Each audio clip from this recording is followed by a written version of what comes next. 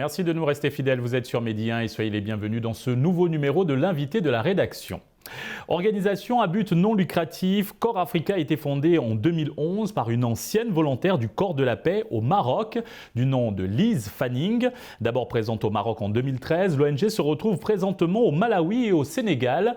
La mission de Corps Africa est de fournir aux jeunes adultes à travers l'Afrique l'opportunité de servir comme volontaires dans leur propre pays pour aider à trouver et mettre en œuvre des solutions à la pauvreté au niveau de la communauté, parallèlement au modèle de Peace Corps. Au Sénégal, les volontaires de l'organisation, répartis en différentes cohortes, bénéficient de programmes d'immersion au sein de différentes communautés, mais aussi de formation en IST, In Service Training. Pour en parler, nous recevons sur notre plateau un ancien volontaire de cette ONG, Monsieur Mouhamadou Mbaye. Vous êtes présentement alumni et staff Corps Africa Sénégal. Merci d'avoir répondu présent à l'invitation de Medi 1. Merci beaucoup.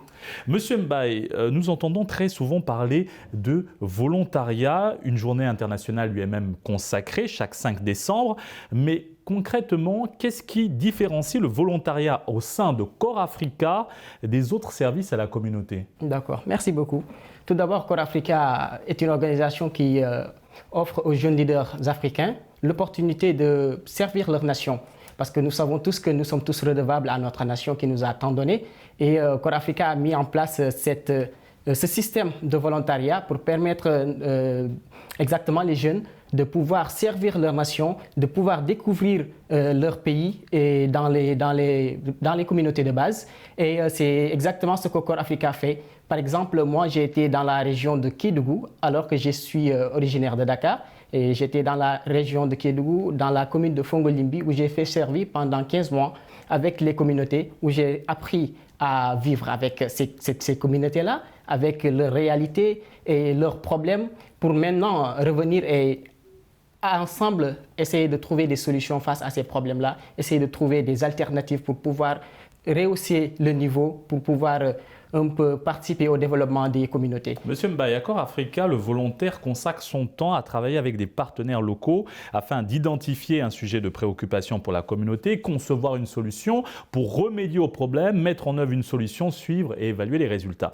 Pour votre cas, donc, vous avez dit que vous étiez dans cette communauté. Alors, comment s'est passée concrètement cette immersion? Si vous pouvez revenir sur la localité dans laquelle vous étiez affecté. D'accord. Donc, tout d'abord, Corps Africa, au tout début, organise ce qu'on appelle le Press Service Training, le PST, qui permet à Corps Africa de transmettre aux volontaires, de les former sur notamment le Design Thinking, le Human Centered Design, les ABCD, Asset Based Community Development, le leadership, la communication et la gestion aussi d'équipe.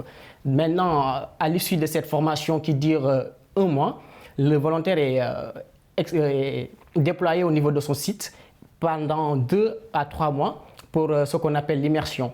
Maintenant, c'est pendant cette immersion-là qu'il essaie maintenant de vivre avec empathie, avec humilité, essayer de comprendre exactement les tenants et les aboutissants qui existent au niveau de ces communautés-là. Alors, sur quel projet avez-vous travaillé au sein de cette communauté? Comment s'est fait le choix de ce projet et quels résultats avez-vous obtenus? D'accord. Moi, personnellement, j'ai travaillé dans 3 projets dans cette communauté-là. Et ces projets-là aussi ont été choisis en concert et de manière inclusive et participative. C'est-à-dire Corps Africa, le volontaire n'est pas là pour proposer, pour donner, pour venir en une casquette, avec une casquette d'expert, mais il est là pour aider la communauté à trouver exactement c'est quoi le problème et comment résolver ce problème-là. Maintenant, c'est cette approche-là qu'on a eu à évoluer et on a développé 3 projets, notamment un moulin communautaire, parce que les femmes aussi vivaient de manière un peu difficile, les pilons, le mortier, donc c'était un peu difficile. Avec des instruments assez rudimentaires. Exactement. Donc nous avons mis en place un moulin communautaire géré par ces femmes notamment.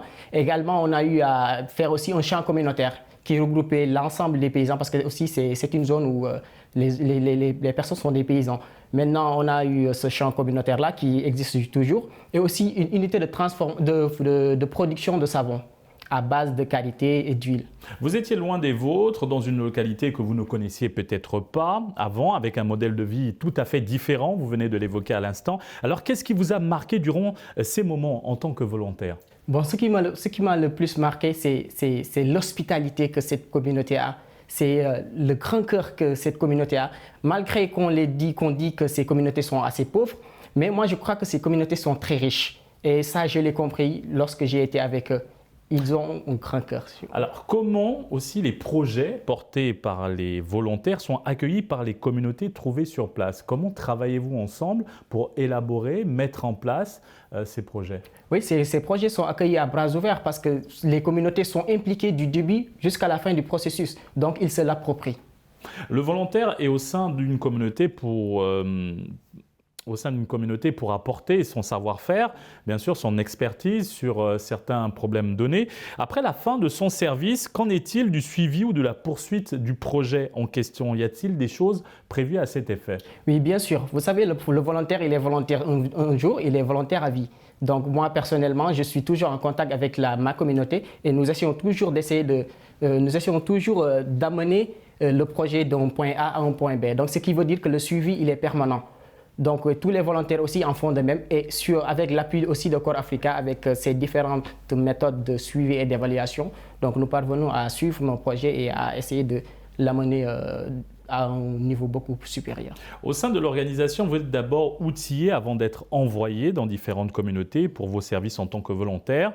Vous suivez une formation pré-service, pendant et après service, en plus du soutien du staff de Core Africa au Sénégal et à l'étranger. Quel est concrètement le contenu de cette formation? D'accord, le pré-service training. Donc le pré-service training, comme je l'ai dit tantôt, la formation, c'est d'abord le leadership, mais également le civisme et la citoyenneté, le design thinking qui permet de voir quelle approche utiliser pour trouver des solutions face à des problèmes et même comment identifier les problèmes. Le human-centered design, c'est-à-dire c'est le design basé sur l'humain, mais également les ABCD, c'est-à-dire Asset Based Community Development, c'est-à-dire comment essayer de trouver des solutions à partir des ressources de base, des ressources personnelles, des ressources humaines, je veux dire, mais aussi des ressources naturelles. Donc c'est un peu ça et tant d'autres aussi, notamment aussi les formations sur les techniques de transformation de produits locaux, parce que aussi nous partons plus vers ça aussi, et tant d'autres aussi contenus qui permet en tout cas le volontaire d'être assez outillé pour pouvoir faire face à toute éventualité au sein de sa communauté durant son service. Alors comment se fait la sélection des volontaires? Comment ça se passe pour intégrer Core Africa? D'accord, à Core Africa, la sélection se fait déjà, on lance un appel à candidature, les gens postulent, comme par exemple cette année il y a eu 622 postulants et actuellement on est à 30 volontaires, ce qui amène exactement Core Africa durant les 5 ans à 100 volontaires. Cette année on a atteint les 100 volontaires. Donc c'est comme ça que la sélection se fait, ça se fait en ligne et il y a 3 étapes de sélection et à la fin il y a l'entretien physique et la sélection est faite. Présentement, la cohorte 5 est à Sokone pour une session de formation en IST, In-Service Training, une formation intervenue après 2 mois d'immersion dans leur communauté d'accueil. À quoi consiste le In-Service Training? D'accord, le In-Service Training, c'est juste un prolongement du Pre-Service Training. En réalité, une fois formé, le volontaire est déployé au niveau de son site d'accueil. Également, pendant 2 mois d'immersion, il revient maintenant pour un peu faire l'état des lieux. Un peu donner son avis ou bien essayer de détailler. Faire un bilan des projets qui ont été déjà conçus sur place. Exactement, faire ce bilan-là, mais également dire ce qu'il a vu, quelles sont les réalités qui existent au niveau de cette communauté-là. Mais également aussi présenter 3 idées de projet. Parce que si durant ces 2 mois-là, il doit aussi, avec sa communauté, identifier 3 problèmes majeurs et également proposer 3 solutions. Et c'est sur la base de ces solutions-là que le in-service training se fait. Maintenant, ça permet également d'amener quelques rectificatifs par rapport au projet, par rapport aux idées de projet, voir si c'est en accord avec les attentes de Core Africa.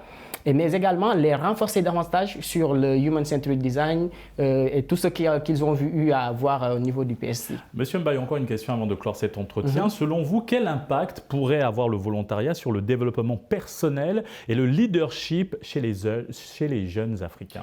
Bon, moi, je crois que l'impact, il est grand parce que personnellement, je peux prendre un exemple sur moi.